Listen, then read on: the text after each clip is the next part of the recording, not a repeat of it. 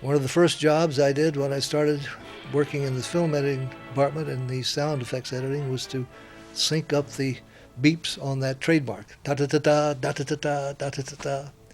I'm Robert Wise, the director of Blood on the Moon. We always thought, of course, shooting this in black and white, good, strong, low-key black and white. And there was a very fine cinematographer under contract at RKO at that time named Nicholas Musaraka, who was renowned for his mood photography, for getting that low-key photography, the chiaroscuro kind of thing. And so we were able to get him from the RKO to be our cinematographer and did an outstanding job on it, I think. This opening shot was done down in Sedona, Arizona, where we had distant locations. The rain was partially there and partially superimposed, I believe, optically. It's my friend Theron Warth, who had been an editor along with me at RKO. I started in the business in 1933 at RKO Studios. I started as a film porter in the film shipping department of the editing department at RKO. My job was to carry prints of films up to the projection rooms for the executives to look at and check prints and patch leader and do that sort of menial work. But it was a break for me to be able to start in that department because I was shortly thereafter moved up to the sound editing department and learned music editing. Then I saw that was a dead end, and I asked to be transferred over to the pictures, what we called the picture side, to become an assistant film editor so I could learn film editing, which I did. And I did that for 2 or 3 years and did so much of the work on some of the final pictures I did with Billy Hamilton, the editor that I was assigned to, that he insisted that I share editing credit with him on things like The Hunchback of Notre Dame with Charles Laughton, among others. Then I branched out, became an editor on my own, things like Bachelor Mother, My Favorite Wife, and then my best-known editing assignment with editing Citizen Kane for Orson Welles. And that turned out to be a very interesting and exciting and sometimes aggravating experience, but he was certainly a brilliant director and as close, I suppose, to a genius as anybody I've come across in the business. I also also edited Magnificent Ambersons for him. And then I was getting the bug myself to maybe direct. I thought it might be more fun to be sitting in the director's chair rather than standing behind the director second-guessing him. So I kept after the front office at RKO to let me have a chance to direct a B picture. These were the days, I'm talking back in the 30s and through the 40s, when all the major studios were making 50 or 60 feature films a year. And maybe 2/3 of those were what we call B pictures, low-budget pictures and short schedules, but a lot of very good pictures were made in that. So I kept after the front office to give me a chance to direct one of the B pictures.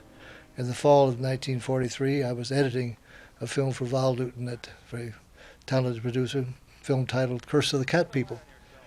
And I was called in one time when we were about halfway through our schedule and to meet with Val Lewton, the producer, and Sidney Rogel, who was the executive producer of the B department.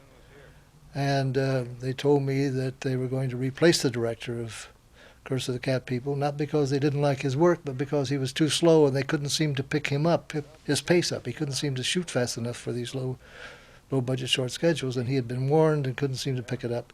So I was to take over on Monday morning. I found this out on a Saturday noon, so I very nervously was on the stage and the set very early on Monday morning to take over, and that was the beginning of my directing career now more than 50 years ago. But working with Lewton on that and The Body Snatcher and Mademoiselle Fifi and then on to other films. And then finally, down the line, I got a chance to do Blood on the Moon. This was to be my first A picture, that is a picture with big names, big stars, and a bigger budget, of course, and a longer schedule. Interesting history to how I came on to Blood on the Moon. A good friend of mine, Theron Warth, who was also an editor at RKO and wanted to become a producer, kept looking around for story materials, and he came across the book by Luke Short of Blood on the Moon and some scripts on the shelf in the story department at RKO. They had bought the book and had several scripts written, and they were not happy with them, and they put it on the shelf and forgot about it. Theron read the book and thought it was very interesting and it could make a very good film if we got the right script, came to me with it. I read it, liked it very much. So we went to the front office and talked them into letting us have some money, not too much, to get another writer and see if we couldn't develop a script that they would want to go with. And they did that. They gave us not too much money, as I say, but enough to be able to hire a woman writer, interestingly enough, for a Western, a lady named Lily Hayward, who had done a number of Westerns, and we looked at those films and read some of her work and liked her work very much. So she was put on to do the script. And when we finished that, they turned it into the studio, and they liked it. They thought it was very good, and this script, this version of it, they decided they would like to go with. And of course, it was understood that I would be the director and Theron would be the producer. And Dory Sherry was the head of the studio then. He was a very talented man, a writer, former writer himself, and very, very keenly interested in the people who actually made the films, the writers, the directors, and cinematographers and others. And so it was set that as far as the studio was concerned and I was concerned, I was to direct it. But one day, Mr. Rogel, who I kept in touch with, he said to me, I think you better look into the matter of your agents, because I had signed with an agency after I started directing a big agency, and I was kind of low on the totem pole there. And Sid Rogel said, your agents are in talking to the front office and to Sherry. They're trying to sell another director, Jacques Tourneur, and Jimmy Stewart to play the lead because they handle them both and they will get a big commission out of that. And he said they're doing everything they can to kind of tear down what you've built up here. But he said, so I talked to Sherry about it. And Sherry said, that is true, but I'm not going to have any part of that. He said, it's your picture. You're to direct it. Theron is to produce it. And Bob Mitchum is going to play the lead in it. And the second lead by Robert Preston. And he said, we've just signed Barbara Bel Geddes into a contract, and she will play the one girl, and we think Phyllis Thaxter will be the other. So it went that way. So Sherry was the one responsible for me to stay on the picture and get the picture, and it was important to me because it was my first, recalled in those days, a picture, big budget, big name stars. These marvelous Western outfits that our characters wore, all of them, even down to the smallest part, were put together and designed in a sense by a man named Joe D. Young, who was very famous in those days. He worked on a lot of John Ford films, and his specialty was the West and the cowboy, how they looked and dressed and acted. And he did a tremendous job for me on this film. I think you'll feel that when you see the whole film with the various outfits, the various characters wore. And I also used Jody on Tribute to a Bad Man that I did in the 50s with Jimmy Cagney. But he had a particular eye for the West and what the cowboys would wear, and came up with marvelous variations on it. And I think it helped dress the film up so much. Thanks. Good luck.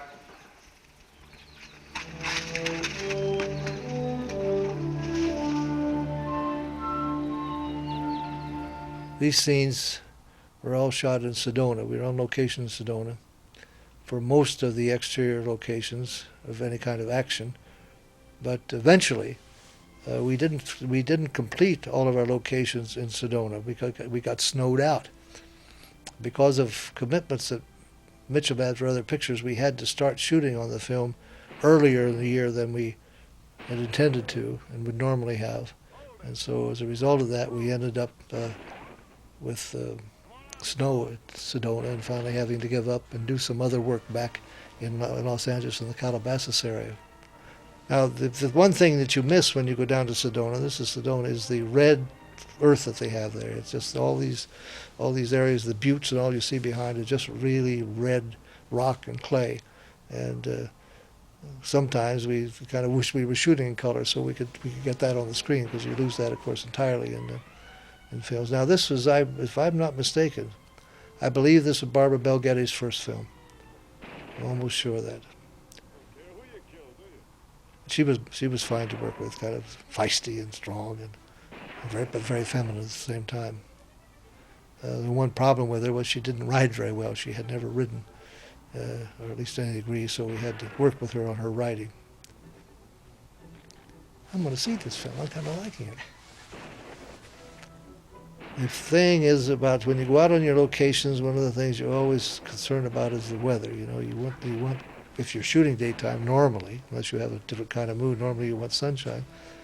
And we used to chase the sun around this whole valley of Sedona with all these buttes, these red buttes and all that, because it would change so fast. We would come at one end of the valley, one location, it would cloud up, and we'd see the other end of the valley. It looked clear. So we'd move everybody down to the other end of the valley to get that clear light. By the time we got there, the clouds had all shifted, and now the sun was back where we had been.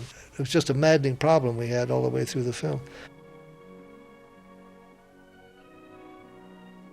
We used to get 3 weather reports. There was a Crick report from Los Angeles, a company that specialized in getting weather for the movie companies. There was one at an airport nearby, in Winslow I think it was, and then there was a Washington weather report. We used to get 3 every day, and they never agreed, and none of them were ever right.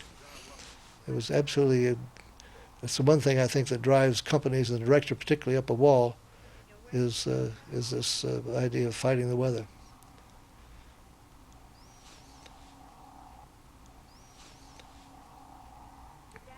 Now, this is Phyllis Thaxter, who plays Barbara's sister. And in contrast to Barbara, she was a fine rider. She had ridden much in her life. And the first time I saw her get on a horse, I was so pleased the way she handled herself and her whole way she carried her body and her knowledge of the horse and how to ride. You'll see her riding later in the picture, and she was a fine horsewoman.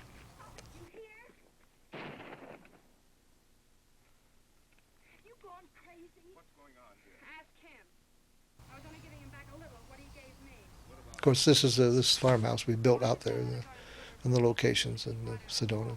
What are you doing here? She brought a note. I tried to tell her, only she wouldn't give me the chance. All right, you delivered the note. Now get out.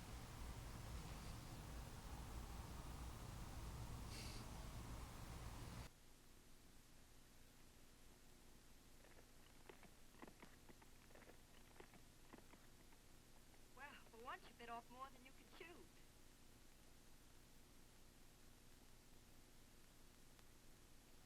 This was a Western set out on the old RKO ranch in Encino, California. RKO, which is located, the studio itself, in the heart of Hollywood on Melrose Avenue and Gower.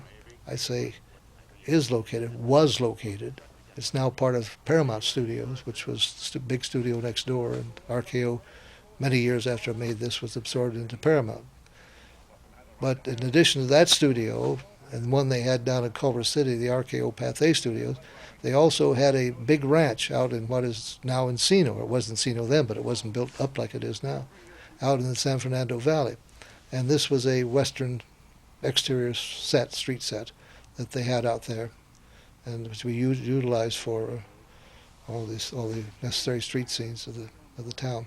Now here's another example of Jody Young's work. Look at that bear coat that this character wore, Charlie McGraw, and this big bearskin coat and a kind of funny hat he had, kind of a derby. Another example of the fine costuming that Jody Young did.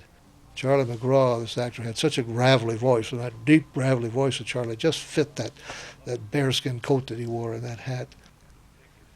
Walter Brennan there, the second from the left, is a fine character actor all through those years and just played marvelous roles in so many fine films, and particularly in the Westerns, but in other films as well. He was a top character actor in those days. Mitchum was very good. He liked the part very much, and he was a young man then, and he liked the idea of the Western, and he fit into the gear of it so well. Matter of fact, first time he walks into the bar, and it happened that when I first lined up a long shot there and to do the first rehearsal, Walter Brennan and some of his buddies were at a table kind of toward the one side of the back of the bar. And as Mitchum walked in for the first rehearsal with this fine wardrobe that Jody Young had designed for him, Brennan, who had been in any number of Westerns and knew the Western field thoroughly, looked up and he said, "Danged if that ain't the damnedest looking cowboy I ever saw." He was so impressed with the look of the outfit and Mitch's attitude and the way he walked into that bar. I never forgot one of that's the dangest looking cowboy I ever seen. Here's a lovely set. I like sets that have ceiling over a good part of them, so you can get kind of low angles, strong dynamic angles. I use that wherever I have an opportunity in the saloon here, and later on in a fight sequence in another bar, which we'll see as we get to it. I'm looking for a ride in town. Who said I was hiring riders? I heard it. You know what I'm hiring them for? I heard that too. Why, yes. Mitch was pretty quick on the draw too. He could handle the gun all right. Knew how to handle himself. There's an interesting thing about Mitchum. I suppose he outgrew it, but at the time I was working with him, and particularly here early on, I thought Mitch, because he was a very strong, husky man, had been kind of a fighter, a boxer in earlier years, and I always had a sense that he was a little embarrassed at being an actor, that he thought he should have been something more physical, like a fighter or a stevedore or something like that. That being an actor was just a bit sissy somehow. He never really expressed that to me fully, but I just picked that up along the way. So I'm sure in later years he outgrew that. Well, the decision from the beginning was to go with a dark, moody, dramatic look with the picture. That's one of the reasons we shot so much of it at night, so we could get that effect lighting, the dark shadows and the bright highlights and the lights on the faces, and it gets a much better and more dynamic mood to the film. And we felt for the nature of this story, it would enhance the story and the telling of the story if we kept that kind of dark, low-key photographic mood in the film. That nice lighting is that lovely delivery of the character coming from the black and the dark, and you don't know who it is, and he looks up and he steps into the light. Noir-Western was just an outstanding cameraman for these low-key effect shots. I think it paid off to shoot it so much at night and to get the effect lighting we could get at night that you can't get in the daytime, because that was one of the strong points that the reviewers picked up on and liked very much in the film. That it was not your average normal Western that was shot so much of the time in daytime. And I should say, RKO had several cameramen who could do low-key, dark lighting, deep dark shadows and good strong highlights. Makes for a more dynamic look to your film if it happens to be the style that's right for the subject matter you're doing. You can't do it on every film, of course. You wouldn't do it on a comedy necessarily. But for the mood and feeling of this picture, it was just right. RKO had several men. Russ Meddy was there, was a fine cinematographer. There was a film named Frank Redmond who did excellent work too. Robert DeGrasse, who did The Body Snatcher for me at RKO, was also under contract at RKO at the time. And all particular specialists in this kind of lighting. But I think of all of them, Noir-Western, who did this film for me, was the kind of king of the group that did this low-key lighting. Bob Preston and Bob Mitchum got along very well, and they liked to tease the girls a bit.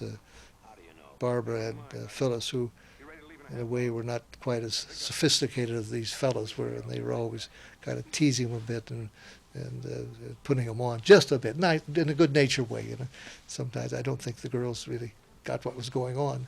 Nothing. I don't mean anything overt or sexual at all. It was just kidding and kind of sending them up a bit.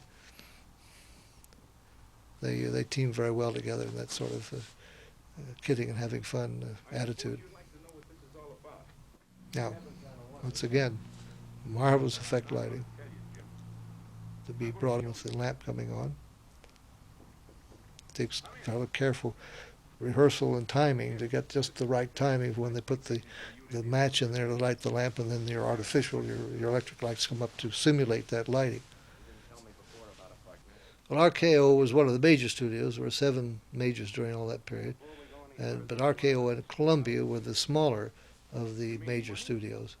And of course, I grew up there. I started there in 1933, worked my way through editing, became a director in 1943, and left there in early 1949. So I spent my first 15 years in the business there, and it was marvelous because as a smaller studio, it was it was more family-like. Everybody knew everybody else, and there was not that masses of thousands and thousands of people working there. So you had a great sense of warmth and of belonging and of family. And one of the things that was good about that period, I guess at all the other studios too, was the fact that all the majors, even RKO, one of the smaller ones, was making 60 feature films a year. Maybe 40 of them were low-budget pictures, but there's still 60 films a year, so there was a great sense of continuity. You went from one film to another, and that was always very, very productive to a sense of family and continuity. And sometimes at RKO, you might be the last 3 or 4 days of shooting on 4 or 5 films and have maybe 5 films overlap that by a few days starting. So you might have 10 or 12 pictures shooting at the same time on that little lot. And it was very, very exciting, very stimulating, and very warming. I've always had still have very fond feelings of my time at RKO and the people I worked with there and knew. And of course, it's a place I started getting my break, learning the business. I'll never forget an incident. When I first came out here, I came out to stay with an older brother who had come out to California 5 years before. My height of depression, I couldn't go back to college. I'd had 1 year of college at a small school near Indianapolis, Franklin College. No money to go back a second year. 1933 was the height of the depression. And my family decided I should go to Los Angeles with my brother and get a job and earn my living. Of course, he was working at RKO by this time at the accounting department, and that enabled me to get some appointments with studio department heads. The first one Dave arranged for me was with Tommy Little, the head of the property department at RKO. And as it turned out for me, fortunately, he didn't need anybody right then. But this was my first time ever in a studio. I never even thought about it in years past. So I thought, well, as long as I'm inside and I finish my interview, I'll just take a walk around and see what a studio looks like. So I started walking around the streets of RKO, sort of looking in the stages when the doors were open and watching the people, my eyes as big as saucers, I'm sure. This was my first studio experience. And I was walking down one of the office buildings on the Gower Street side, and I saw a rather chunky man with short, kind of crinkly hair and rather thick glasses and white shirt, white ducks on, talking very animatedly to a couple of women who were there, actresses obviously, who were in swoop dresses and parasols and whatnot, and this man was talking to them very animatedly. And I sort of went by and panned my head around to look at him a little bit longer. Later in the day, I was describing this scene to somebody. He said, "Oh, well, that must have been the director, George Cukor, talking to Katharine Hepburn and Joan Bennett. They're making Little Women." And that was. And that's years later, after I got to be a director and became a friend of George's, I said to him once, I said, "George, you're the first live Hollywood director I ever saw." And I related the instance to him. He got a big kick out of it.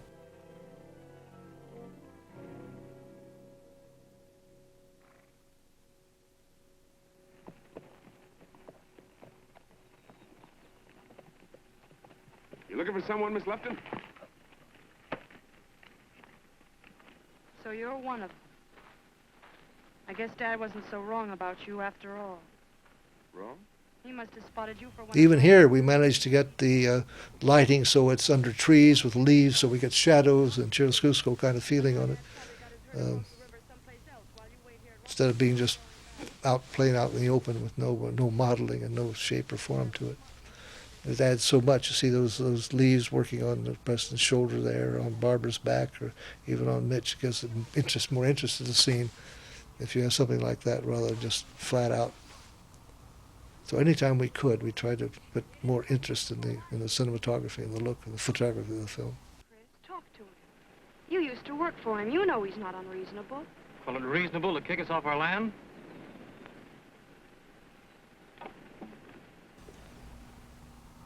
That's Tom Tyler she's speaking to. I mentioned to earlier, had been a good-sized Western star back in the silent days, I guess, or early sound. In the open now. Paid gunmen against working riders. You did read that note, didn't you? No. You're a poor liar. Yes.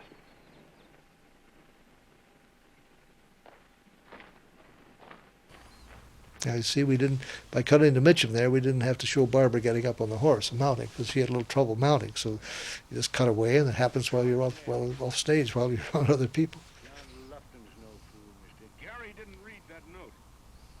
Where did you get the tip? None of your business, Milo. I got a wrong tip, but I won't get another. Now, if you don't like it, Milo, just ride on out. Lufton's across the river with that herd. Yeah, sure, but steers have got... Well, I've always liked to have a variety in my work, different colors in my palette, and that's one of the reasons I haven't stayed in the same vein always or so often in making films. I like to go from one subject matter to something maybe completely different from the next. It gives you more variety in your work and more, I think, more interest that way. Well, at the time I made this Western, I felt good about making it. I'd never made a Western. I'd shot exteriors and things and stuff, but later on I got a little tired of making Westerns, and I haven't made one since the mid-'50s when I did Tribute to a Bad Man, because by that time I felt the scene had been done so much in movies and so much in television series that I thought that it had all been covered. So I gave up thinking of doing Westerns at that time. But this was a good experience for me, and I enjoyed it. I look forward to it. This picture was valuable to me in one way because it got me signed at 20th Century Fox Studios. I was at RKO and had been there since I started editing and then in directing, and I'd signed a contract at RKO in 1943 when I started directing, and a long-term contract with options in it, of course. And after Howard Hughes bought the studio, I decided there was not going to be too much of a future there, and I wanted to get out. And after this picture, I made another picture that I wanted very much to do called A Setup, I mentioned earlier, and the fight picture. And I wanted to get that picture made and get out of RKO because I saw I didn't think much of a future there with the Hughes ownership. Now this is back at Sedona, of course. And a producer at 20th Century Fox had seen Blood on the Moon at an early showing and liked it very much, was very impressed. And so he got 20th Century Fox interested in me. So when I managed to get the setup made and didn't have an option picked up, and so in a sense escaped from RKO, I was immediately signed by 20th Century Fox on a non-exclusive basis to do 2 pictures over 3 years, something like that with them. But it was because of this picture that they signed me. When I started directing, I gave up literally editing myself. I always had editors, and I let them put the sequences into first cut and then show me their version of it, and then I would work with them and improving it, hopefully changing. And I always felt that if you did your own editing, you lost the input of a creative editor who was it's always good to have somebody at least once removed occasionally to give you input and reactions to what you've done and what your film is, how it's coming together. So I've always had editors from the beginning. The only time I really stepped in was in the film I made after this, The Setup, which was a fight picture and had a very important 4-round fight, was the climax of the film. And I had a lot of film on that. I shot 3 cameras all the way through the fight, and I had put a man on it who had been a fine assistant. It was his first picture as an editor, and he did a very good job, but I wasn't happy with the job he did on the fight. And there was so much film, and I asked him, I said, his name was Butch Gross, I said, Butch, I'd just like to get into the room and recut and work this sequence over. It's such an important sequence. So I did. I spent a week or 2 recutting the sequence, and that was it. That's the last time I did any actual editing. That was 1948. But I worked very closely with my editors and work the film over and work with them and see the film and change it and try and experiment, do everything you can. Because an interesting thing about this matter of editing, most people, even people in the business, feel that if you've been a film editor, you'll shoot less film, less coverage, fewer angles, because you know exactly how it'll go together. Well, it's just the reverse. As a former editor, you know how marvelous it is to have all that coverage down in the editing room, how much more you can do with that if you have a lot of angles. If you have problems with sequence that's too slow, or if you have a bad laugh, you have to get out, and you can cut around and cut away from things. So I think most directors who have been editors probably shoot more coverage, more angles, more film than the director who hasn't had that experience. Now that's good when you get in the cutting room. It's not good for your schedule and your budget because it takes more time to shoot those angles. But I've always covered myself very, very well, and I've always felt that it paid off in the end results of my pictures. Now this is one of the scenes. The stampede was one of the scenes that we got snowed out on at Sedona. We were not able to get this. We had planned to shoot all this down in Sedona, but the weather turned bad, and we had snow a couple of days, and finally it snowed out, and it looked like it was going to be bad for a long time, and the studio insisted that we come home. And so this was all shot, this stampede was all shot out in Calabasas. Now, if you've seen Calabasas in any recent times, you wouldn't recognize it because it's all built up. It's a city, it's a town out there now. But this, at that time, was still ranch country. I'm talking about 1948, you see. So Calabasas was ranch country, and this was all shot out there, rather than at Sedona. That was a process shot there, of course. That means a rear projection where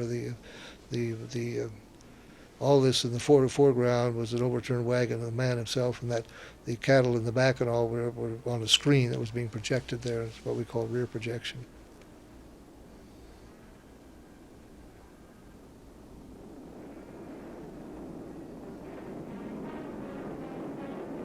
This is another rear projection. Another one. Process backgrounds, we call them in the studios. I think that was real. These are real, of course.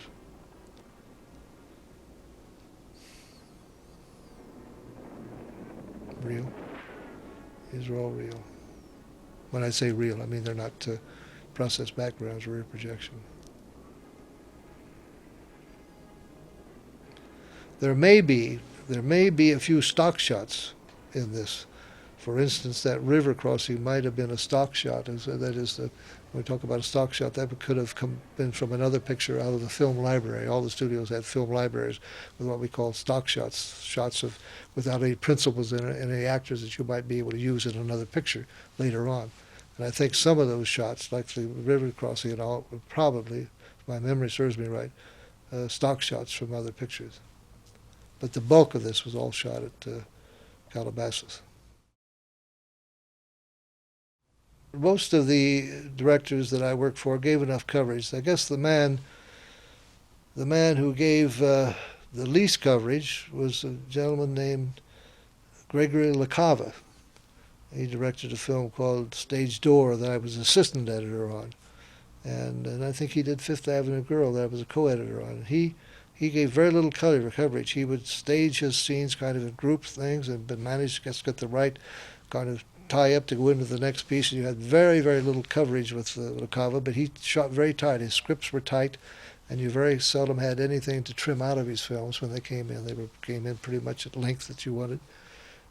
But I think, other than Mr. LaCava, I think practically all the directors I worked with gave me sufficient coverage. Orson did. Orson had very full coverage. Not excessive coverage, because it was very well planned on Kane, on Citizen Kane, very, very well covered, but not overly done, but very well planned. Same thing on Magnificent Ambersons. There's a thing of overshooting. There's one or two directors who, in the past, I'll not name names, who just shot everything from every angle. I know there's one shot of table scene of 8 or 10 people from every angle, from everybody's viewpoint all the way around. It's just impossible amount of coverage. Well, that's ridiculous, I think. You have to make your mind up to a certain degree of what you want to have and get on the screen. I had a problem with Darryl Zanuck on that. He wasn't the producer of the film, but he was the head of the studio, which was even more. I was doing The Day the Earth Stood Still at 20th Century Fox, and this is in the early 50s. And this is at the time that television was having an effect on the box office. The box office was starting to fall off.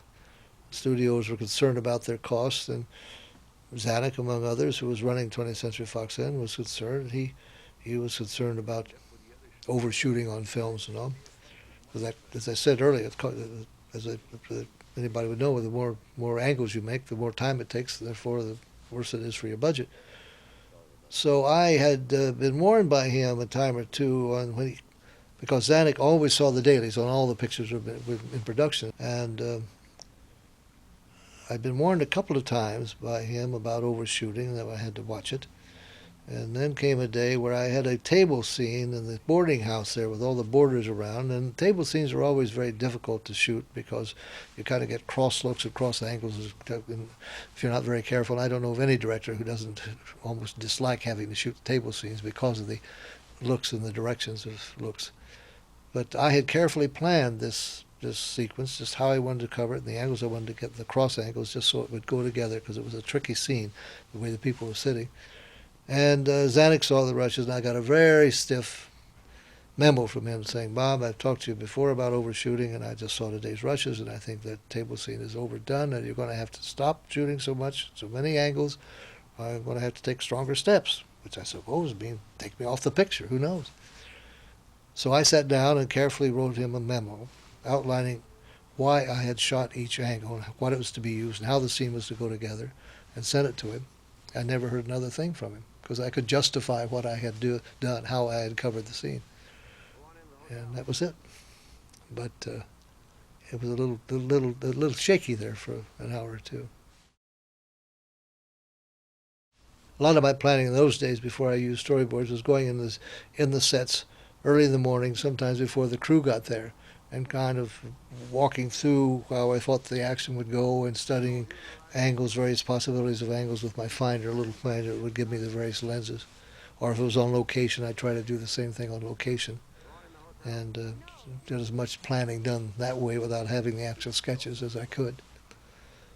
But when I first started using storyboards, I was very, very happy to get into that kind of procedure. I found it a big improvement in my shooting. Although I think this picture, looking at it, goes together quite well. Some directors are artists enough themselves to do their own storyboards, their own sketches of the compositions and the setups they want to use. I'm not. I don't draw at all. So I worked for many years with a man named Maurice Duberano, who's just excellent at it. And I started with him on the setup. And of course, he starts very early on, about the time the production designer does, because you have to. It takes a long time if you do a thorough job of your storyboards, or as we used to call them, production sketches. We call them continuity sketches. Now they're called storyboards, and those simply are little sketches of proposed camera setups in any given sequence or location or whatever. And you might have a sequence that had a dozen different angles, different setups, and you have to have all those sketched out the way you think you plan to have the sequence go. You sit in an office and you have a sketch of the set as it's going to look, and a plan of the thing, a floor plan or a blueprint of it. If it's a location, you'll have photographs of the location and kind of an idea of the area. And then you sit there and try to envision in your mind how the action will go, what the actors will do in terms of coming in, making an entrance, crossing, seeing each other, making a move away, whatever the movement's going to be. You try to visualize that in terms of your set and the scene as you have it there, and make your sketches accordingly. And Zuby would sit with me and make a series of sketches for a sequence, rough ones. Then he would go away, maybe, and come back the next day with some more refined sketches of what we talked about. And then looking at those, I might say, well, this is fine, but I don't think this angle belongs in there. It doesn't work, and we might then change it a little bit, seeing the sketches, and gradually build it that way. But you always have to allow yourself room to move away from those if the occasion arises. I might have shot this in infrared, I'm not sure, to bring out the black sky and the clouds. John Ford used to do that occasionally. When you can't put people's faces in the infrared film. You have to be very careful of that. But if you don't have people's faces and certain greenery to involve with, because it changes the green colors of things, and because that makes that sky black and brings out those white clouds, it just accentuates that. I used that in The Haunting I did years later in England, shooting the exterior of the haunted house there, and the daytime things. I used infrared for that.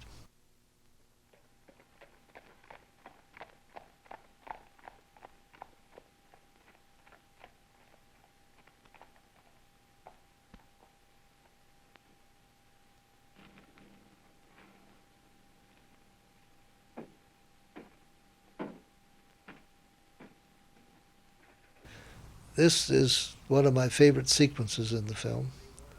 I love this set, this low set with a big, expansive ceiling, so I could get really good, strong, dynamic, low angles with my camera. And a fight that's coming up that I'm particularly pleased with because it came out the way I'd hoped it would and had planned for it to be.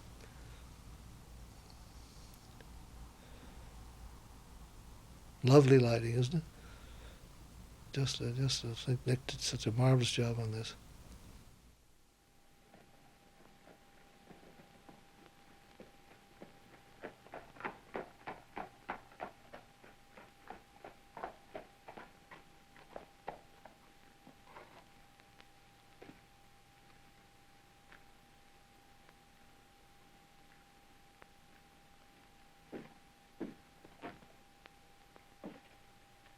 Is that you, Chris?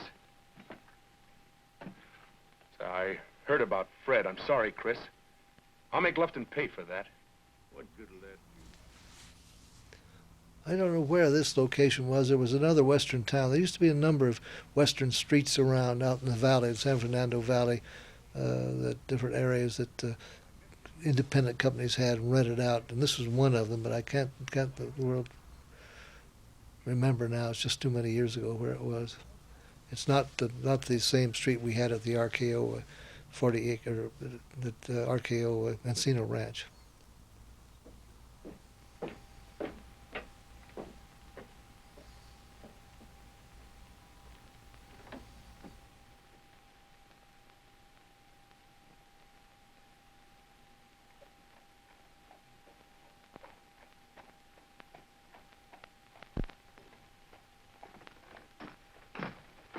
Jim, where you been? I've searched the country for you. Lovely. How'd you find me? See how nice it is with that low camera getting the top of the counter there, and shooting up at the men, and that nice expansive ceiling above it, and the lamp up in the upper right-hand corner. It enables you to get more interesting composition somehow.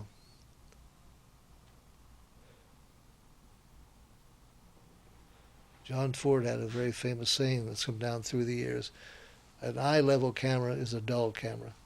And I think he's right. I rarely shoot just straight on.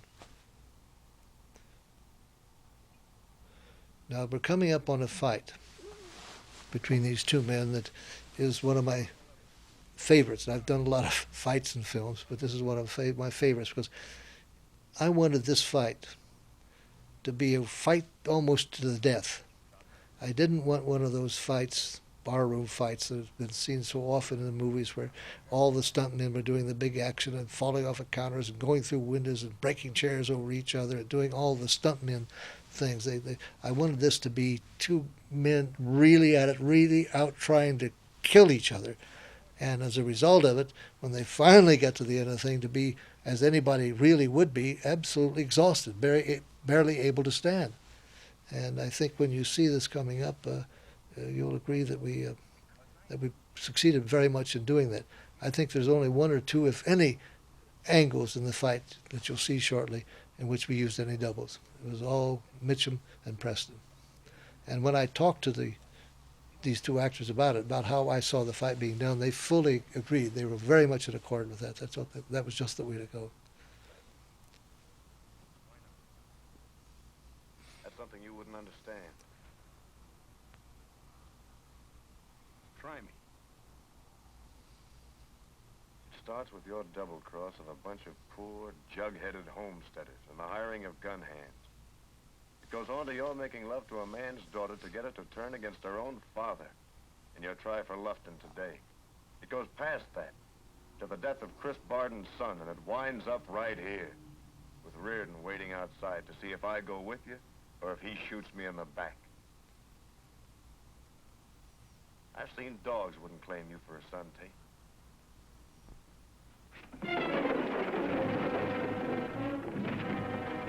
That one might have been a double for Mitch going over the table and down, I'm not sure.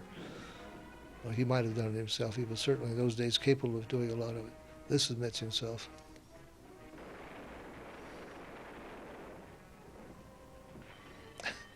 That was a good stunt, knocking the light out so we get even darker in here and get more effect out of it.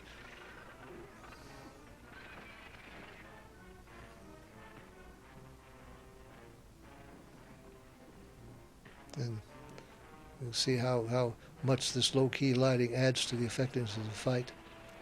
All these are done by the principals.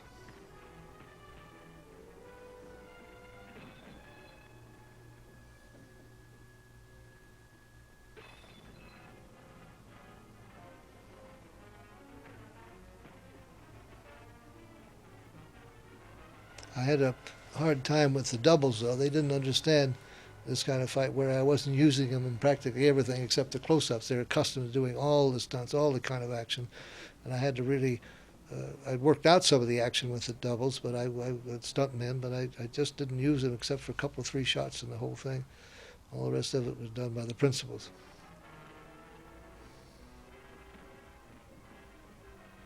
Here we're getting to the fight to the death in this part of it here.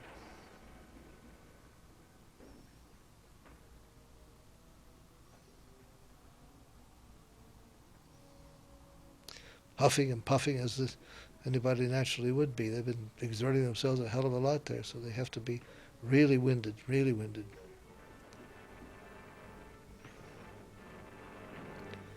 And so tired, they miss some of the punches because they're tired. They want everything to be a straight-on smack out.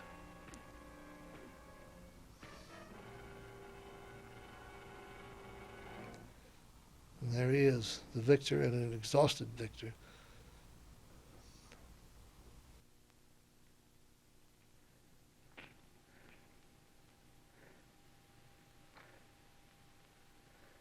All right, get off. I said get off.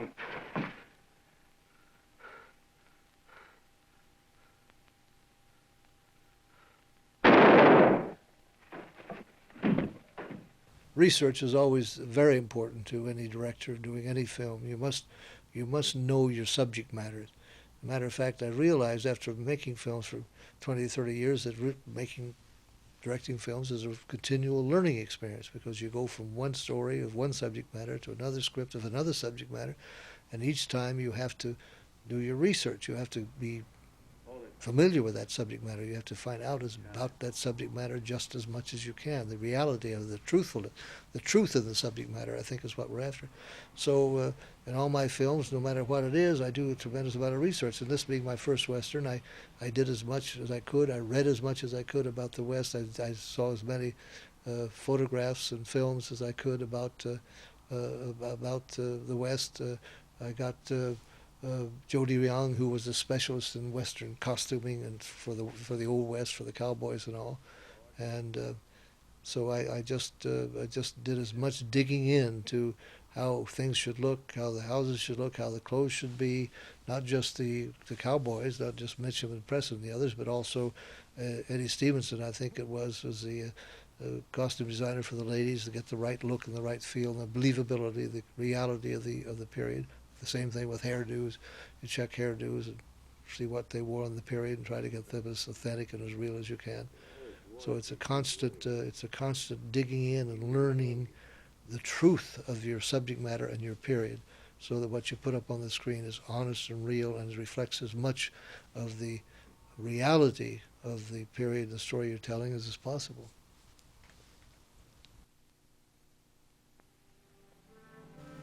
All this back at Sedona, of course, with the ranch and the buildings and the barns all selected in a selected place to take advantage of these buttes that are all around.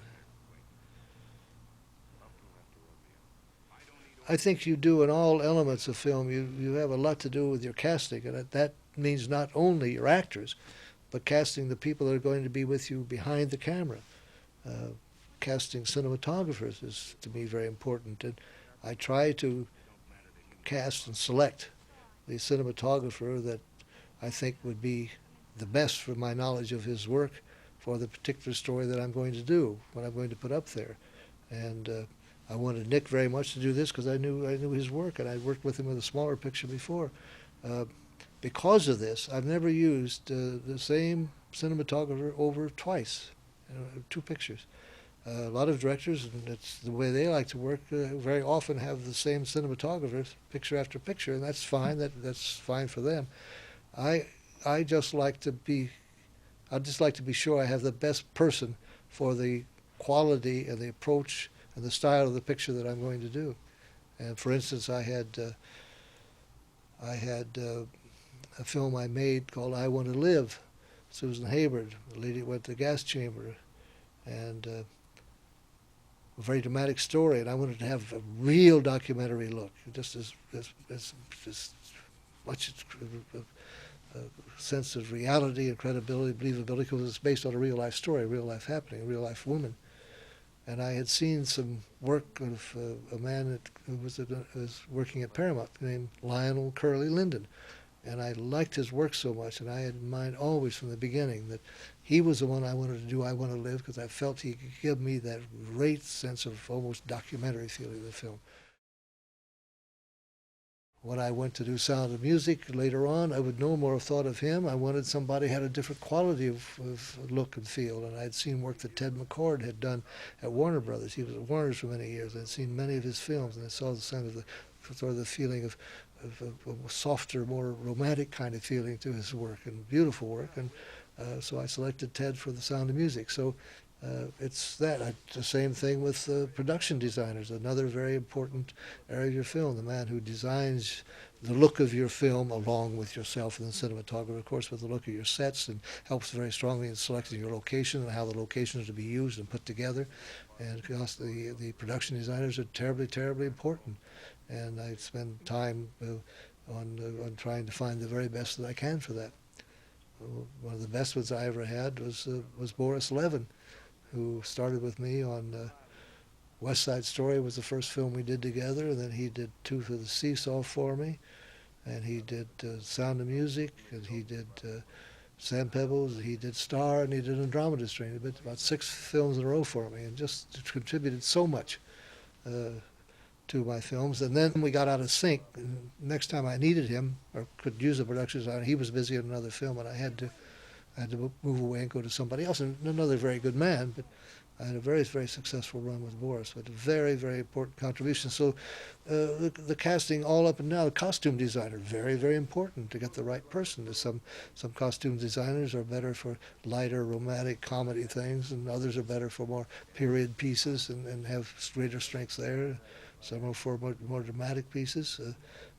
So you try to cast your staff, your key people, as carefully as you do your people, your actors up on the screen.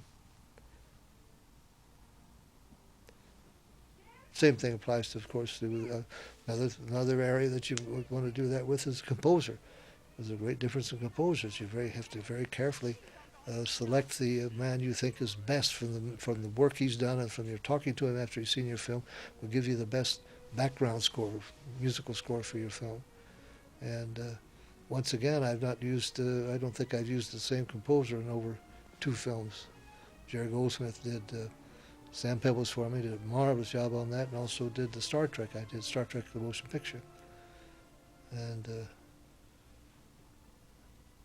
then Bernard Herrmann did one of my favorite scores, on The Day the Earth Stood Still. He was one of the first men to ever use a theremin, electronic work on the music score. But I had known Bernard Herrmann, because he had been the composer for Kane and Ambersons, and also another film that I edited that Wells didn't do called All That Money Can Buy.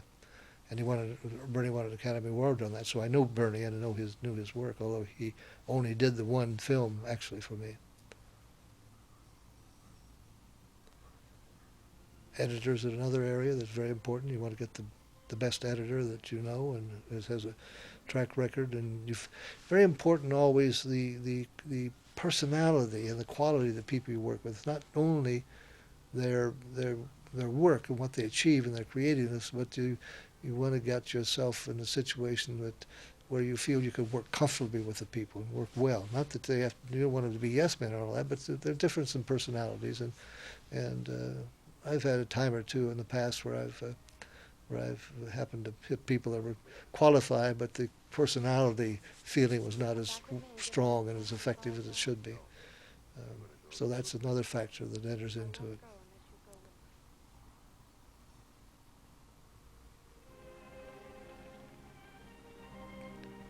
It's always interesting on a picture because you don't you don't just always put these people together at one time, you know.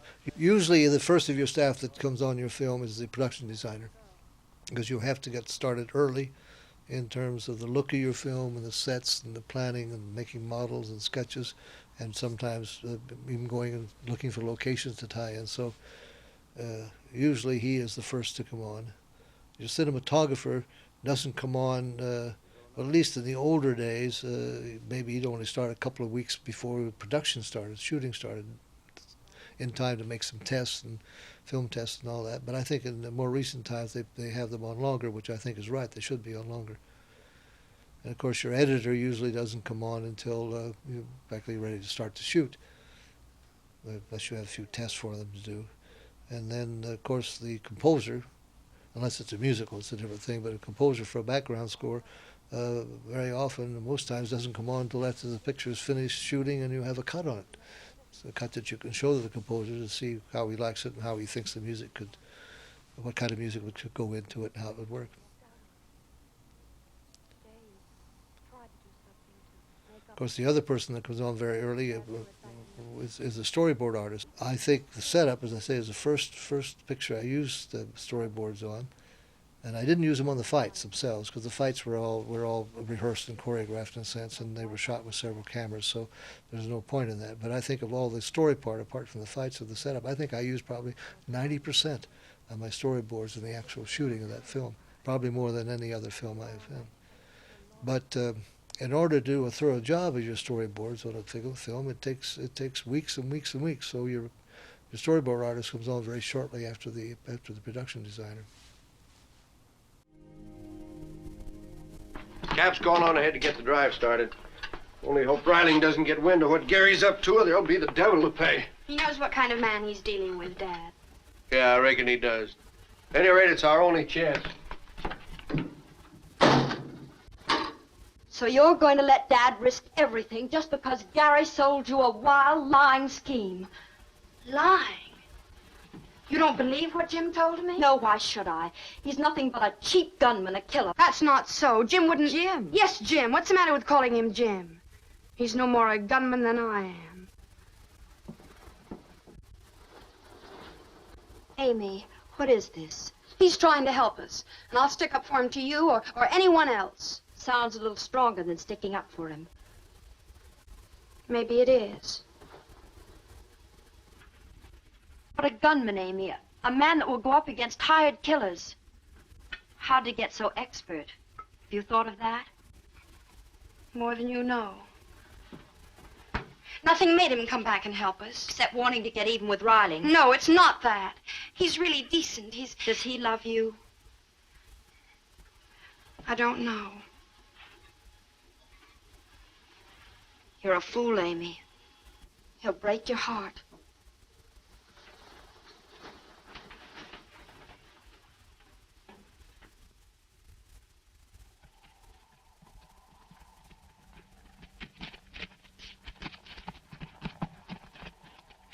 This shot was someplace in the area of Sedona, but I don't quite know where, but this is what we call a matte shot. All those teepees in the foreground that you can see kind of working in the wind are real, but the ones in the background, the mass in the background, were all painted in, so we didn't have to spend the money to put that many teepees up. But you have to be very careful of that. Your camera has to be what we call tied down, very fixed. It can't move or it can't wiggle.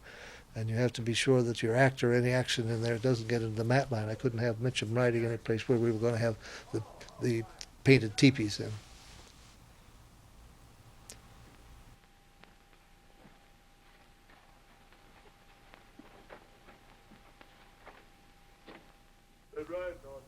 This is Frank Phelan, of course, a fine character actor in those days, who played the Indian agent, who was not quite as good an agent as he should have been. A bit of a heavy in the piece, but he was a good actor, and Frank was fine for it. The first picture I worked on was of Human Bondage.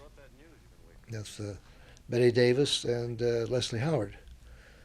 John Cromwell directed that. I first started by what we called blooping the soundtracks. We had a patch of the soundtrack before tape was invented and all. You had to put little paint over that soundtrack on a patch, otherwise it would make a noise.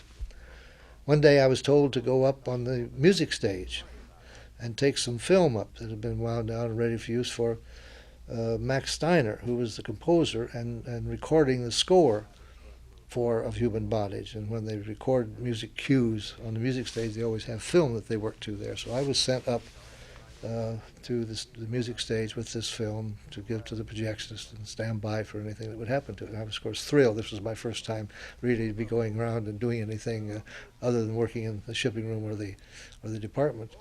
And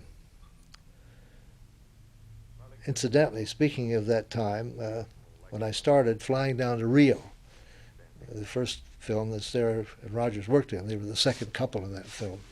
And that was still in the cutting rooms. I kept going up and down the halls. You'd hear the karaoke, which was the big hit song out of Flying Down to Rio, playing out of the moviola. It was all up and down the halls. It was very, very exciting.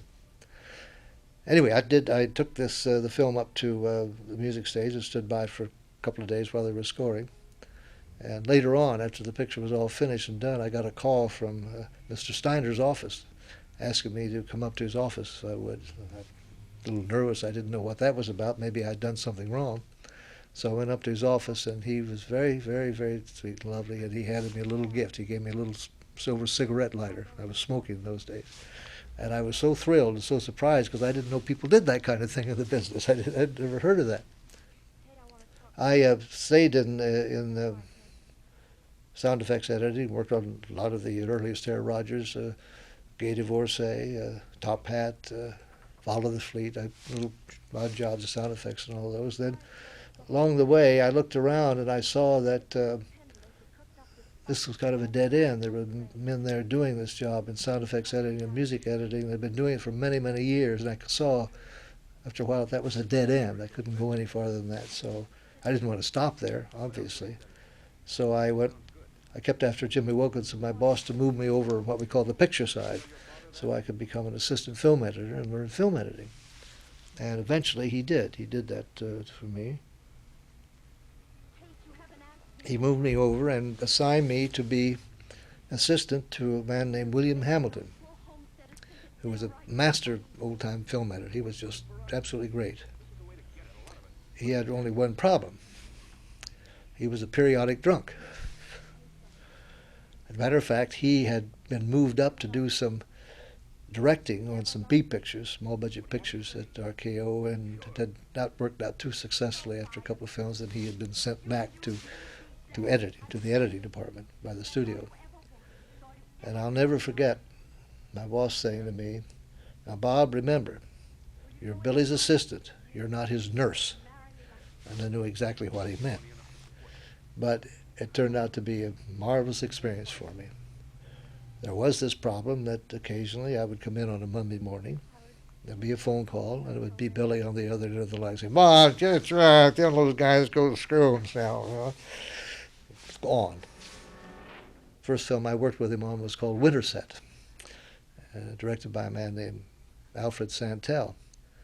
The first time this happened, at the end of the day, I went to the projection room to run the rushes with Mr. Santel, and I said to him, "Mr. Santel, I'm sorry, Billy's sick." He said, "Oh yeah, Bob, we know." They knew what the problem was, but he'd show up in about 4 or 5 days and be just fine and just fine shape.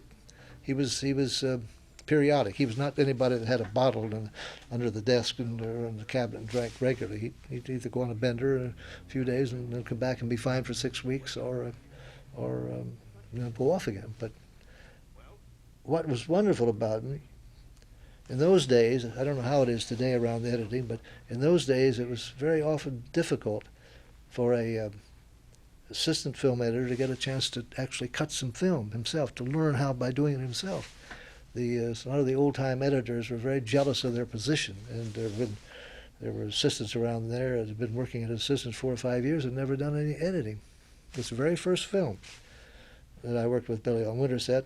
I had broken down the dailies from a scene, a small 3 or 4 minute sequence, and had maybe 8 or 10 rolls of film, different setups, and all lined up on the bench for Billy to cut, do himself, and I would work at the sync machine and clip it together. He came in this day and looked around, saw this film lined up, and he said to me, "Why don't you put that together? Let's see what you can do with it."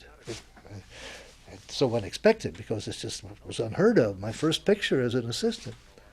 So anyway, I got my nerve together, and I don't know how many hours it took me to put this little sequence together, but I managed to stumble through it and got it done and patched it up. And then he came in and looked at it. Thought it was a pretty good job and showed me how I could improve it and fixed it and changed it and worked it over some for me. And within 2 pictures, I was doing all the first cutting down in the room. He was letting me do all the first cutting while he was up on the set with the director.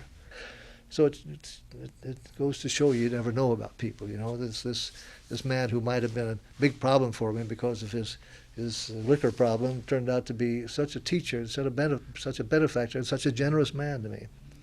And I've never forgotten that. It's stuck with me all these years. Then I went off to editing on my own, and first one on my own was The Bachelor Mother with Ginger Rogers, Garson Kanin directed. And then I did a couple more with him, one more with Garson. Matter of fact, the last film I did before I went to work on Kane. I just finished finishing up and shipping a film called My Favorite Wife, Cary Grant, Irene Dunn, Randall Scott, Gail Patrick. And we had gone downtown to see the print off on the train. Used to send them back to New York on the train on a Saturday night. And I was called in Monday morning by Jim Wilkinson, my boss of the editing department. And he said, Bob, you finished up with Favorite Wife, and that's gone. You're free now. He said, you know, this Orson Welles fella's on the lot. And I, of course, knew that Orson had come on the lot, and I'd never seen him or had any contact with him. I said, yeah, well, what's it about? He said, well, he's pulled a fast one on the studio. I said, what do you mean, fast one? He said, well, he got an okay from the studio to shoot 3 what he called kind of test scenes for his picture. Well, he's done the 3 scenes, and they look at it and they realize they're not just tests, that he's shooting his picture. So he's kind of sneaked the start on him. So since he was so far into it, they've given him the green light. He's to go ahead and finish the picture, go ahead with production. And he said, you know, I'd signed because they were just tests. I'd signed George Crone to be the editor on it. George was a kind of old-time, fairly hack editor. And he said, now that he's doing his picture, Orson wants somebody else. He's not happy with that, and you're free, and you're kind of his age, I guess, so why don't you go down to Culver City, where he's shooting on Kane, and meet him and talk to him, and in a sense, we'll be interviewed for the job. Because RKO at that time, also, not only their lot on Gower and Melrose in Hollywood, but the big lot down used to be the old RKO Pathé studio in Culver City. So I went down there and told Orson's assistants I was there to see him about the editing job. They were actually then shooting that scene in the tent for that whole caravan down on the beach, that section of Kane. So Orson came out at the first break of shooting to meet me. Of course, when I first met him, he was as Old Man Kane. That's the first time I ever saw Orson Welles. I don't think I saw him a la natural for several days. Anyway, we talked for a few minutes, and I can't recall at all what we said, but I guess he liked the cut of my jib, and as I said, we were relatively the same age. I think we were about 6 months apart. And I had a decent record of films that I had edited by the time. So I went back to the Hollywood studio and got a call about a half hour later. Said, okay, kid, you got the job. And that's it. So that was the start of a very interesting and exciting period of my life, because it was very, very stimulating, very exasperating sometimes, but working with Orson was never very often or very long on an even keel. You know, he could be guilty of such an outrageous piece of behavior. One moment you want to tell him to shove it and walk off the picture, and before you could do it, he'd have an idea that was so brilliant to have your mouth gaping open, so you never walked. I've been asked many times if those of us working on the film realized or thought at the time we were making them, we were making something that might come down through the years, 50 years later, as being thought of as the greatest film of all time. And I have to say, no, I don't think even Orson, who had a pretty good-sized ego, felt that. But you couldn't look at those rushes coming in every day and not realizing we were getting something quite extraordinary. A really film like we had never seen before in many instances. And so we used to look forward eagerly every day to see what he had done the day before, what was coming through. I've also been asked, maybe didn't Orson maybe come into the editing room and direct the editing?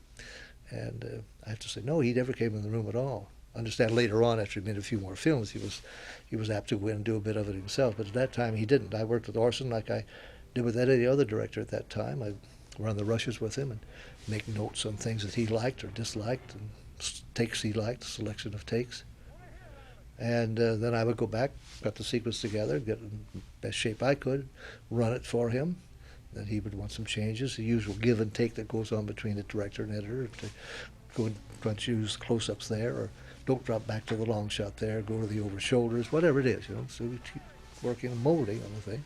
And of course he was very involved in the final editing, as any director is. So he followed it through, but he didn't just supervise and come in and direct all the editing by any means. I suppose that most editors turned into directors have been consciously or unconsciously influenced by directors they worked with. I'm sure that that's true of me with in terms of Orson and Citizen Kane. I think from him I learned the strength of good, strong, effective compositions and lighting and depth of focus of that kind of a story, that you can get that.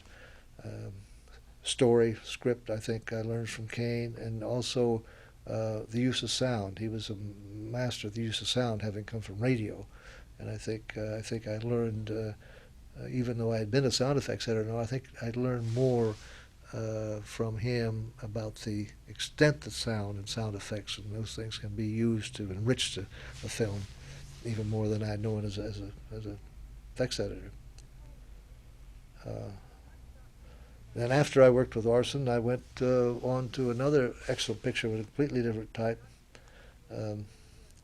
directed by William Dieterle. It was originally called The Devil and Daniel Webster, but it was released under the title of All That Money Can Buy, and starred mainly Walter Huston. Simone was in it, other lesser names, and it was a little small, tight, but very effective film, a film of Americana, and I was rather surprised that they selected a man of German background and birth like Dieterle to direct it.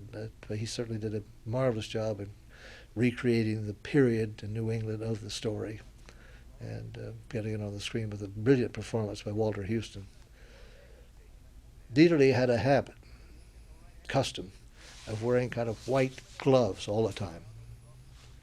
White cloth gloves, I think they were, not unlike an editor's gloves, a little heavier than that. And everybody around who didn't know him personally felt that he had some kind of phobia about bugs or dirt or something. Well, I saw this dispelled one day when I was out on location visiting. They were out in the old RKO ranch in Encino, and they had a street of the little town, and a muddy street. They had a carriage there, and the street was full of mud and horse manure and whatever. And this carriage had been brought in somehow, was plopped down, and they're about ready to make a scene, and Dieterle noticed there wasn't any mud on the top part of one of these wheels. And by gosh, off came that glove and into that mud and crap. He got his hand and smeared all this on the top of that wheel, wiped his hands off on his pants, put his glove back on, and we went on with the scene. So that immediately dispelled the idea that he had any feeling about bugs and germs, and that's why he wore those gloves. It was just some kind of a fetish, I guess, of his. He had another thing. This was on another film I worked with him on, was Hunchback of Notre Dame. Billy was scheduled to edit, and I along with him as his assistant. And we were supposed to start shooting, let's say, like September 1st. And suddenly, out of the blue, 2 weeks before that, like August the 15th, we got some odd shots for Hunchback of Notre Dame. Bugle up against the sky, a horseman in some kind of, all kind of posed shots. And we didn't know what the heck this was all about. We found out later that Dieterle's wife was a great believer in astrology. And an astrologer had told her to tell William that he must start shooting the film on August 15th. So that's why these oddball shots were made, so that they could do what the astrologer said and start shooting on that date. After I finished that, Dieterle was going to do another film, a musical film called Syncopation. And then Orson was getting ready to do The Magnificent Ambersons. And there became a tug of war with the front office between the two. They both wanted me to do their film, because I had gotten along very well with Dieterle, too. But there was some exchange of memos back and forth, as I recall, from each to the front office, and finally it was decided, because of Kane and all, I should go with Orson and do his new film, which was Magnificent Ambersons. And talk about the kind of extremist that Orson was. And when we got through on Citizen Kane, I had a few lines of his that needed to be re-looped. That's when there's an extraneous noise on the soundtrack, on dialogue. We would take actors in a room with a film put on a loop and earphones so they can redo the lines. I needed a few lines done from Orson, and he, for some reason, he resisted like mad doing this. And I was sure, with his experience in radio and working with earphones and all that, he would be a master at it. I almost literally, at the end, when we were running out of time, almost literally had to get a hold of him and push him into the looping room to get these done. Now, when he got into it finally, he was marvelous at it. He was just great, right like that. Well, from then on like on Ambersons, sound was unimportant. If there was an airplane going over, or a creak on the dolly track, or we'll loop it later, we'll loop it. Crazy. He carried it one step further. He got a great idea. 2 weeks before they started to shoot on that film, he got the whole cast in his bungalow down at Archeopathe Studios, where they shoot, and he rehearsed and recorded the whole movie onto discs. His idea was that he would do the whole movie to a playback of that performance. Well, they started it on that first morning of shooting, and had to abandon it after a couple of hours because, you can see, it was just a shambles. They couldn't accommodate the moves actors had to make or anything. But that's the kind of extremist Orson was. Hey, there's another way we can go. We can just record it all, get the performance I want, and we'll just play it back. It's crazy. Just one observation about Orson and his career. I doubt that Orson ever made another picture after Kane in which he had the total concentration on that picture as he had on Kane. Kane, that was his whole life. That was it. There was nothing else in his life but that picture. A year later, when he was doing Ambersons, he was not only doing that picture, but he was also doing a Lady Esther radio show every Sunday, so he had to spend every weekend working on that. And then I went overboard and started another picture before he finished that. He was an extremist. But Kane was his whole life. And at the time he was making total concentration. I've always felt there's been a kind of feeling around over the many, many years that there's some kind of a cabal here in Hollywood that keep Orson from making other films here, having a career in Hollywood. I don't think that's so. I think Orson was a victim of two things: self-indulgence and lack of self-discipline. Somebody told me that they heard him almost admit as much as that a number of years ago when he was a guest host on one of the talk shows like Dick Cavett or something, and they said that he said practically what I've just said, that really what happened to his career and why it didn't go on from the heights he started at on up was just mainly due to him. But he was an extraordinary talent, there's no question about it. After Ambersons, I edited a film called A Fallen Sparrow for Richard Wallace. And after preview, they decided it needed another added little scene with John Garfield, who was a star. And Wallace was not available, so I was asked to direct it. And so I was starting to get a little feel and taste for directing. So I had been after the front office of the studio to give me a chance to direct one of the small pictures they had. Those days, all the studios were making a lot of B pictures, low budget, not necessarily terribly low in quality, but short schedules, low budget films. And so I had been asking the chance to direct one of those, move up from editing. I was very nervous that first morning. I tell you, first morning I was supposed to take over on the Curse of the Cat people. I think I got in the stages at the studio about 5 o'clock in the morning, way before anybody was there. Had to go around, turn on the stage lights so I could see what it was. I wanted to go into the set and with my finder and start to study it and find out how I was going to stage the scene and find my angles and all that. Very nervous young man. Well, during the course of the morning, Once I started work, by the way, with the actors, all the nervousness left. It was all fine. I was in a fortunate position, having been the editor on the film. I knew all the actors. I'd been around the set. I knew all the crew, so I stepped into a kind of no-win situation.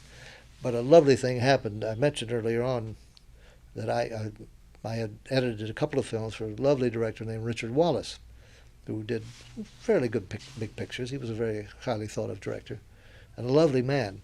Well, it turned out he was directing another film of his own at RKO at the time, and he heard that morning, Monday morning when he came in, that I had gotten my break. I was directing Curse of the Cat People. So he, being the kind of man he was, in his first break away from the set, he came up to see me and to congratulate me and to wish me well. And he said to me, "Bobby, I've only got one bit of advice to give you. It's this. If a scene seems a trifle slow on the set, it will be twice as slow in the projection room." What good advice, and it was so true. I've always tried to remember it. I haven't always remembered that. But I tell you this, I don't think, in looking back at a picture after I've done it, I don't think there's any time, any sequence that I wish I had played a little slower. If anything, I wish I'd played a little faster. So I knew, picked up very quickly what Dick meant. That was a lovely gesture on his part. That was the start, as I say. That was September of '43, and now I've done 39 films, looking to do the 40th. And then I was signed under contract to RKO, the standard 7-year contract with, those were interesting contracts. 7-year contract, and they had options in them. They guaranteed me 20 out of 26 weeks, the first period. They could lay me off for 6 weeks without pay. And they picked up my option on that, and then they had another 6 months, and the same thing. They only were obligated to pay me for 20 weeks, and I had 6 weeks I could off on my own. I couldn't work for anybody else, but they didn't have to pay me within 6 weeks. Now, at the end of the 6-month period, there was a year option. The same thing applied. They pay you 40 out of 52, or guarantee you 40 out of 52. They may use you the whole 52, but they had the right to lay you off for up to 12 weeks without paying you, and yet you couldn't go work with anybody else. And then I think after a couple of those, let's see what that's two, then you'd have 2-year thing. But always in there, they had the option to pick up, and they could lay you off on those periods of time. But fortunately, I got out of there after I made the setup and didn't have to fill out my time on the whole 7-year contract. The setup is the film I made directly after Blood on the Moon, and the same year, as a matter of fact, 1948. And it's one of my favorite films. The original material in the setup was a long blank verse poem written by a man named Joseph Moncure March in the late 20s, and told a story pretty much as we have in the picture of the setup, of the boxer who's kind of over the hill but is supposed to throw a fight, and his managers don't give him a share of the money or even tell him about it, pocket the money, because they're sure he's going to lose, and he goes on to win the fight. And it was an exceptional piece of material, I thought. Robert Ryan played the lead and did a marvelous job in it. Bob had been a intercollegiate heavyweight champion boxer, but he was at Dartmouth, so he knew how to box and knew the whole fight game. And so, as I say, I was lucky enough to get to make the film, but not have my option picked up, so I was able to get out of RKO and go on to other studios. While I was at this period at RKO, in addition to Blood on the Moon that you're looking at now and the setup I've spoken of, one of my other favorite films was The Body Snatcher, which I did also for producer Val Luton, who was a very, very fine, good, creative producer. I did another film that was in a little different category called Born to Kill with Claire Trevor and Lawrence Tierney. That's kind of a film noir, a little too rough for some people, but it was kind of an interesting film, I think.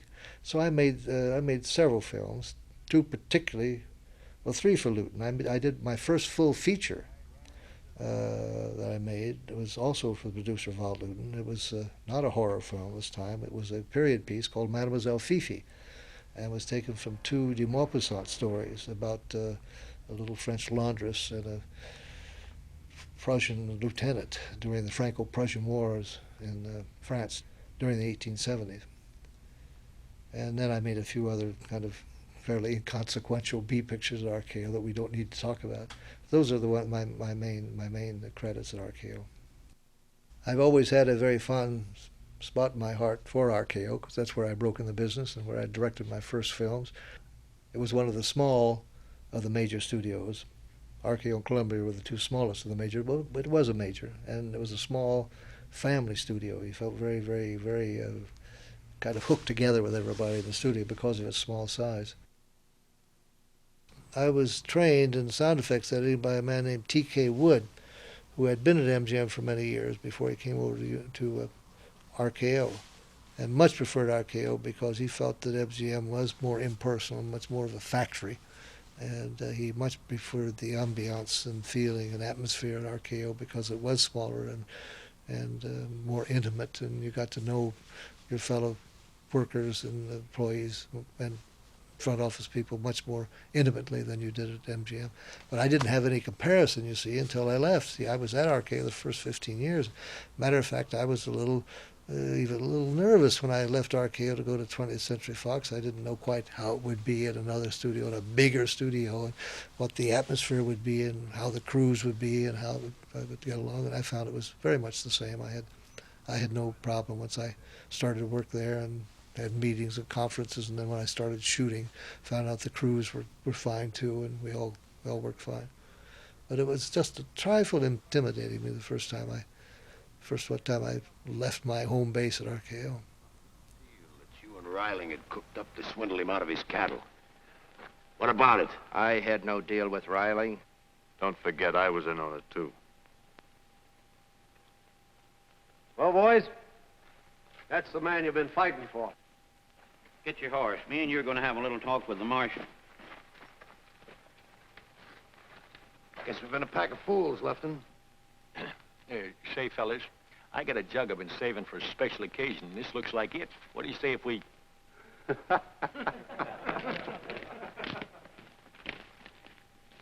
Gary, I guess I was wrong about quite a few things. I hope you enjoyed watching Blood on the Moon and the added material that we've put on the disc, and also a view into my background and my career and how I started and grew up in the business. These Laserdiscs are a big value to we directors. We love the idea that our films are being put on Laserdisc and you're able to see them in much better quality on your television screens than you have before, and also to get the added information about the films from the filmmaker's standpoint and with the commentary. I enjoyed very much doing this, and I hope it's given you some better appreciation and understanding of the film.